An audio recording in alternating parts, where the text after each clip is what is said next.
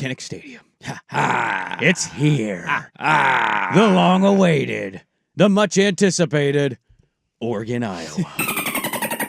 The Dolphin will be on the call. The Dolphins calling the game. Jerry Allen will be on the call. That's right. Dusty, the brand man hair on the sidelines. It's probably en route to Eugene. I don't know what time they're flying out, but they're flying out at some point today.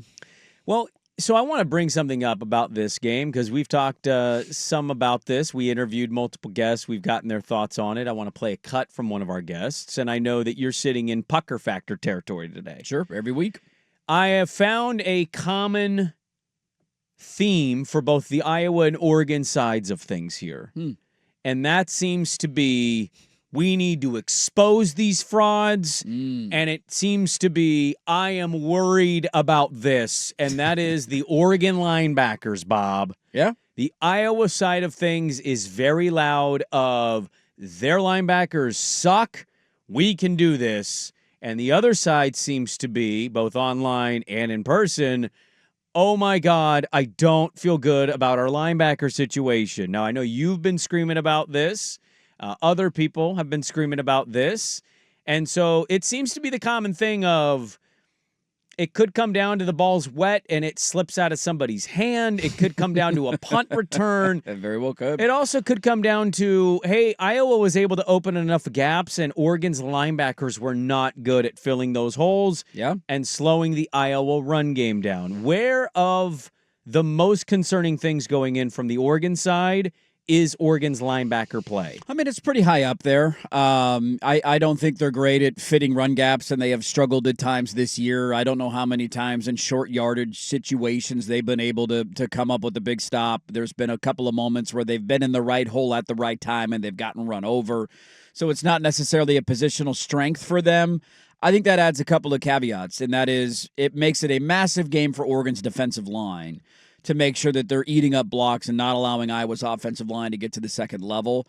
I think you're legitimately looking at, who knows how to actually quantify best, but you're looking at one of the best offensive lines in all of college football this weekend in Iowa. When you look at every grading metric and Pro Football Focus, and, I don't dive too much into analytics, but almost every outlet you go look up has Iowa ranked as one of, if not the best offensive lines in the entire sport.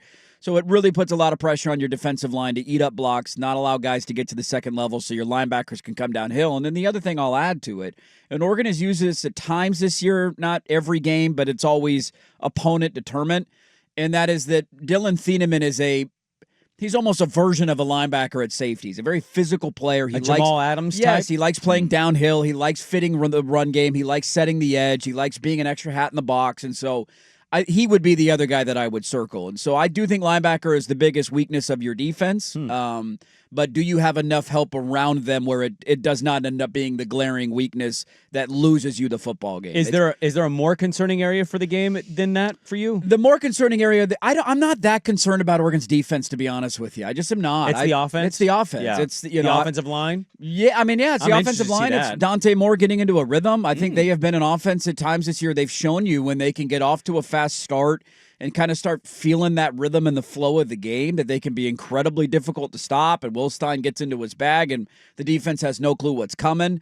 And then there's other times where you bog them down, and you just kind of keep them stuck in neutral for a long stretch of the football game, and they never really find that rhythm until either it's too late or the opponent is bad enough where it doesn't really matter, and they pull away with the win, a la the Wisconsin game. And so the bigger concern for me significantly is on the other side of the ball, and what can Oregon's offense do? They have not scored an opening drive touchdown since Oregon State in a game. That was a long time ago that the Civil War happened. We're talking about September. I feel like I should know that, and that just kind of blew my mind hearing that. They have not scored a touchdown on an opening drive since that game. That was the last time they did it. And so that to me is the biggest thing that I circle in this game. Yeah, linebacker play is a concern. It will be a concern going forward, especially when you're playing these physical teams that are going to run the football a ton. Yeah. But my bigger, if Oregon's offense shows up, that's a moot point. If Oregon's offense is, struggling and not having any consistent success, especially early in the game, then the linebacker issue becomes a glaring weakness. Well, every Thursday at 7:40, it's a Pate State University Thursday. We asked him yesterday on Oregon at Iowa, and this was his thoughts on the matchup. All right, I'm terrified. I am not well. I don't feel great about it. I don't think anyone should feel great about it because it's Iowa City in November. So it's not a place where you're supposed to feel great at any point this month, but especially when it's raining and cold. So I've tried to do the reverse psychology thing all week for the sake of Oregon, and I tried to emphasize that. And I tried to talk about how much this is going to be Iowa's game, and you got to go play Iowa's game better than they do. I was talking to Will and Taylor on their show yesterday. I said, hey, this isn't a street race. This is a dirt track game. You got to bring your dirt track car. Don't try and bring a street car into the dirt track. And so you're just trying to push every button possible on a Dan Lanning team to where you, number one, you make it into the hype video for the greater good of the program.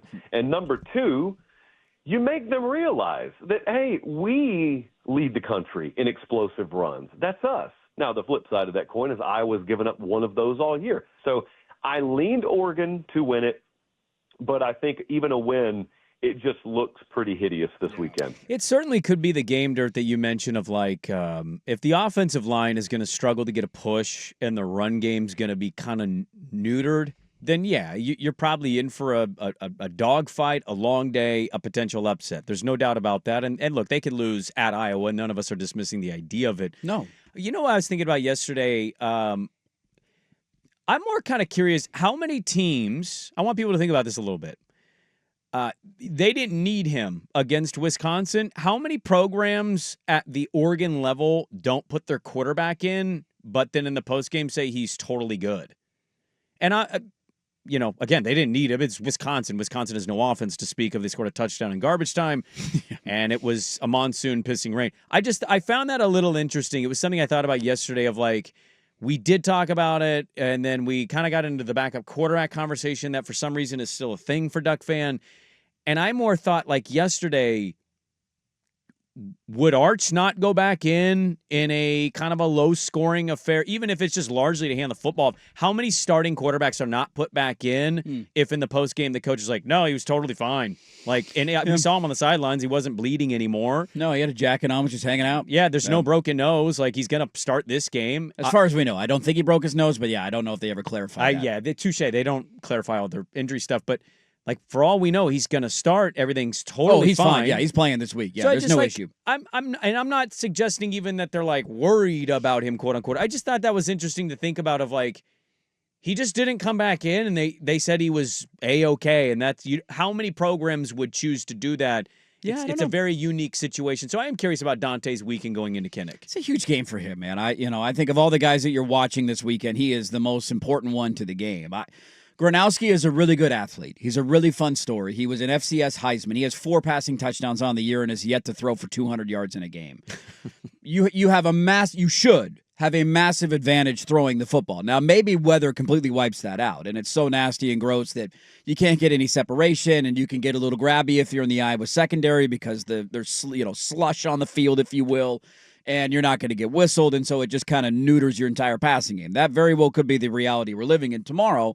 But we also kind of said that going into Wisconsin. And then in the first half, it was what? I know it was windy, but it ended up being dry until the monsoon came near the end of the first half and then for the rest of the game. And so this is just a forecast. If the game ends up being okay weather-wise. It actually looks like, I'm looking at it right now, and it says it's going to be 50% chance of rain. Light rain is described and wind 10 miles an hour. So that's not terrible. If that's your weather, you should be able to do your offense. The advantage that you have, the biggest one in this game is throwing the football, and it should be. And so I think Dante's the first guy that you circle and say he's got to play well. And if he plays well, like if Dante Moore has a good game, if I tell you right now his stat line is 19 of 25, 275 yards, 3 touchdowns and no picks. Is Oregon losing the game in your mind? No. Right? No. If you're able to establish that part of it, I would and that's assume the your run unique game's thing okay about too. that's the unique thing about. So a couple of caveats, or not caveats, but carryovers over on this. Can you hold that? You mean put a pin in it? I want you to put a yes. I'm just getting going, man. I'm just getting rolling. You know what's funny? My juices are flowing. Pause. Okay, fine. I can feel it. You can feel my momentum? I feel what you're putting out right now. I like this. I know you're feeling a little good about this. You're going to give us some good stats. Chef Dirt's cooking. Swag, that makes me excited because I come in Friday half the time and I'm like, what's he going to not give me but wait for Anthony Newman for on Saturday? Anthony Newman's an Oregon legend. I got to save a couple of nuggies for him. Are you going anywhere Saturday morning? I'm going to be at Grand Central Bowl tomorrow. Oh, that's right. What time? With Anthony Newman at 8 a.m. Oh, come say what up. Do they got a game tonight? I'm assuming they got a game tonight. Yeah. It's the first round of the playoffs. I didn't know if tonight. there were buys. I didn't They know got if, Roosevelt. Oh, God. Roosevelt won the PIL for the first time in a long time. So they got a dirt on their hands, is what you're telling me. Yeah. Cleveland, 1947, 2006. I'm going to guess his nickname's not Dirt at Check Roosevelt. the banners. It could be. You never know. I just would like to, can we put a little prayer up in the air for Roosevelt tonight? Well, Just Godspeed. same with West Salem. Godspeed. Taking Nelson's on Nelson the number Hawks. 2 seed. Oh, yeah. We could have a Sprague v. Anthony Newman showdown in the state titles. Is that what you're telling me? I'm not coaching. I mean, That's you're a part unfair of to it. the You're coach in the at Nelson family. Yeah, you gotta I am. bring him on. That's true. You're, That's true. You're a Nelson guy. My nephew's kind of on the team. He's on the team. My nephew doesn't go to the practices. He's about to have surgery because he has a knee thing. Hasn't really played all year. Weirdly, says he's on the team, but kind of not. I don't know how to describe it to people. He's a part of the program. You're part of the program. Part of the program. If they win, he'll get a ring. Jaleel Florence before the portal. Okay. He's there. He hasn't transferred yet. No. He's got the sweatsuit. He hasn't planned to transfer. No, he's not going anywhere. No. He's on the team. He's a part of the team. Okay, that counts. All right. That's a counts. Well, yeah, you better watch out, Anthony Newman. Look out, head on a swivel. It is Nelson Hawks. God, that's going to be 70-0 at halftime tonight. Why would you say that? Shout out to my PIL brethren. I just know how those games go. Westland is a wagon. Roosevelt, Park Rose of the PIL. Look at them winning a title. Yeah, look at that. Good stuff.